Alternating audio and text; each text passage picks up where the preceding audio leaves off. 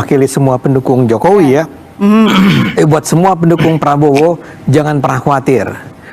Kami akan menjalankan apa yang diarahkan oleh Pak Jokowi kepada kami, bahwa kami akan mendukung Prabowo Gibran sampai 2034. Tentu saja ada kecualinya. Kecuali misalnya ada upaya pecah belahnya berhasil, Pak Jokowi akhirnya nggak lagi ingin dekat dengan Pak Jokowi atau Gibran dan seterusnya. Tapi kalau itu tidak terjadi, kita nggak pernah mengkhianati Pak Prabowo. Nggak ada buktinya. Itu satu. Tapi yang kedua saya mau katakan dulu bahwa saya senang bahwa hari ini teman-teman tuh bilang bahwa yuk kita ngomong hal-hal yang lebih substansial yang tadi dikatakan. Betul, saya setuju.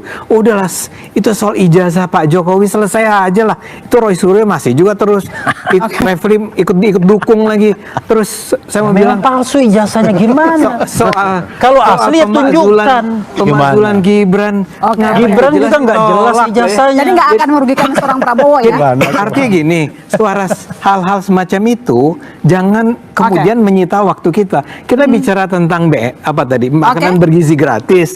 Kita ngomong makanya Pak Jokowi jangan ikut-ikutan dalam politik. Istirahatlah dia sebagai former presiden. Arahan Jokowi Prabowo Gibran 2 periode menguntungkan atau merugikan bagi seorang Prabowo nantinya? Dia cawe-cawe sebenarnya kan itu nggak bisa dijawab sekarang. Dalam politik, dalam bisnis itu kan mirip-mirip. Siapa kamu sehingga ketika berjalan dengan saya tambah kuat. Sesederhana itu aja. Kalau kamu berjalan dengan saya tambah lemah, kayaknya nggak jalan bareng deh. Kira-kira seperti itu. Tapi menjawab apa yang disampaikan oleh Bung Ade tadi menarik. Problem ijazah juga problem buat mereka. Kenapa mereka bilang kita asli bisa nggak jadi? Gitu loh. Kalau yang dipertanyakan saya bisa jadi, harusnya mereka lebih jadi lagi. Artinya bahwa memastikan ijazah itu ya, Bung Refli Harun ya, itu juga menjawab kepentingan mereka karena mereka berjuang bertahun-tahun belajar. Udah asli. Bukan maksud gua. Mereka berjuang untuk ijazah asli. Bilang palsu. Tiap hari datang, tiap hari ketemu dosen, dimarahin. Ijazahnya asli. Belum lulus. Nanti belum punya kan? ijazah ini. Asli. Pengen ijazah asli atau ijazah palsu? Ijazah udah pasti asli lah. Artinya mereka juga pengen memastikan ijazah pemimpin-pemimpinnya juga asli. Jadi 2 periode merugikan atau enggak bagi seorang Prabowo? Belum dijawab, Abang. Loh, kalau itu dijawabnya nanti. Tapi prinsipnya sederhana. Siapa kamu? Kalau berjalan dengan saya tambah kuat. Kalau dengan berjalan dengan saya tambah lemah, tentu tidak akan saya bawa. Dan secara konstitusional tidak ada kewajiban harus bareng-bareng 2 periode. Secara historis Jokowi juga tidak bareng dan wakil presiden yang sama selama 2 periode. JK udah 2 periode, Bang. Dengan wapres yang sama dalam 2 periode. Ya, JK 2 periode wapres, jadi nggak bisa. Loh, bukan Baik, sama dengan presiden. Saya ke Bang David, kalau Gibran lanjut di 2029, Pilpres 2034, muluskah jalannya kalau pakai skenario seorang Jokowi? Jadi gini, pertama tadi Jokowi menyampaikan statement itu kan gini, sebagai negarawan dan pengalaman panjang beliau, kata saya setiap Jokowi batuk aja itu membuat bereaksi semua para politisi, para kelompok-kelompok organisasi partai dan seterusnya. Nah, jadi gini, Jokowi sebagai negarawan ingin mengatakan bahwa jangan membuat kekisruan di dalam periodisasi Prabowo Gibran, karena begitu isu-isu untuk mengacak-acak kepemimpinan duet 2-in-1 Prabowo Gibran ini, maka ini akan pincang pemerintahan ini. Nah, itu kan gerakan-gerakan yang ada sekarang itu dibaca secara cerdas oleh seorang Jokowi karena punya pengalaman panjang dan kematangan politik. Luar biasa memang. Kalau mau program-program Prabowo Gibran ini jalan baik, maka jangan membuat kerusuhan, mencoba-coba membangun narasi untuk memisahkan Prabowo. Luar biasa. Semakin takut dia kelihatan, semakin takut dipisahkan ketika mengikuti skenario seorang Jokowi. Ya, teman-teman, dalam video yang barusan kita lihat dan saksikan tadi, ini seorang ahli juga, bisa kita bilang seorang ahli pakar hukum yang juga melakukan perdebatan antara kubu Jokowi dan juga para penggugat daripada ijazah Jokowi dan Gibran ini, teman-teman, merupakan salah satu bagian dari pembahasan mereka dalam video tadi. Nah, di sisi lain juga kita bisa lihat bahwa ya, Adian Napituluh ini seorang yang handal, yang bisa kita andalkan.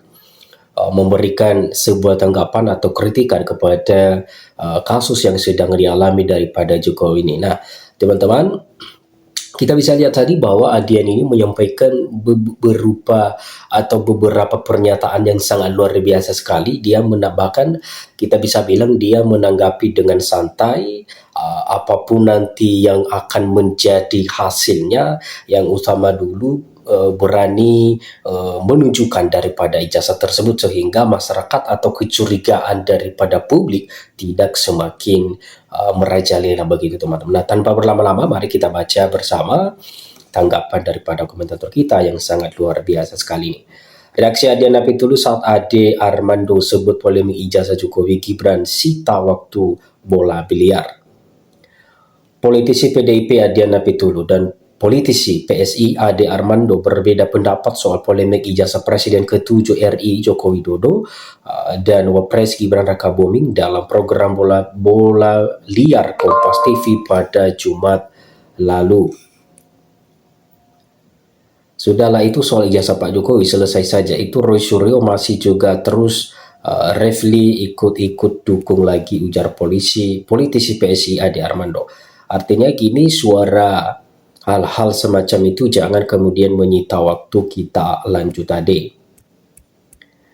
Ijazah asli atau ijazah palsu, bukankah artinya mereka juga ingin memastikan ijazah pemimpinnya juga asli? Ungkap Adian merespon pernyataan Ade Armando.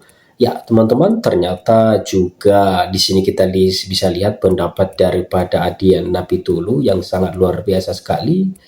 Bahkan dia menyatakan kalau memang itu benar-benar pernyataan mereka itu membuat Anda tidak senang, bahkan Anda bersedia untuk menuntutnya, ya buktikan bahwa ijazah Anda itu benar-benar memang sudah menjalani daripada pendidikan sehingga kecurigaan masyarakat ya terhadap kasus ijazah ya palsu Anda tidak semakin memanas lah begitu, teman-teman.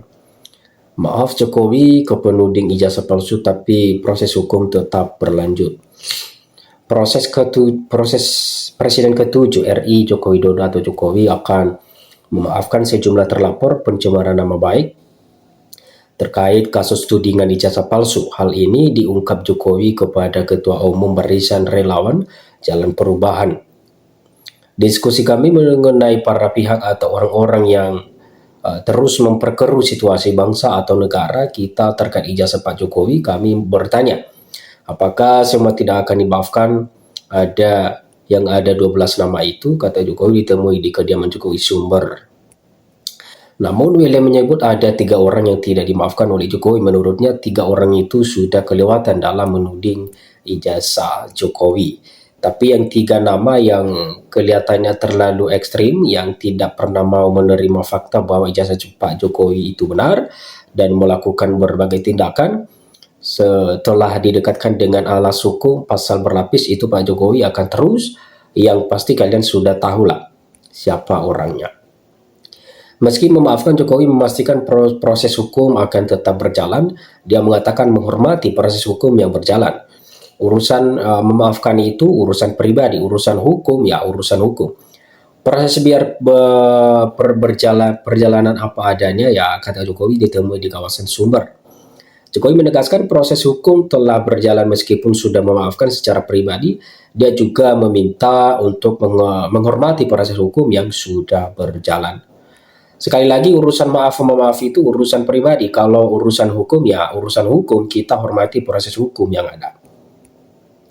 Salah satu tersangka telah mengaku ijazah Jokowi asli. Jokowi menyatakan sudah menyampaikan hal tersebut jauh hari.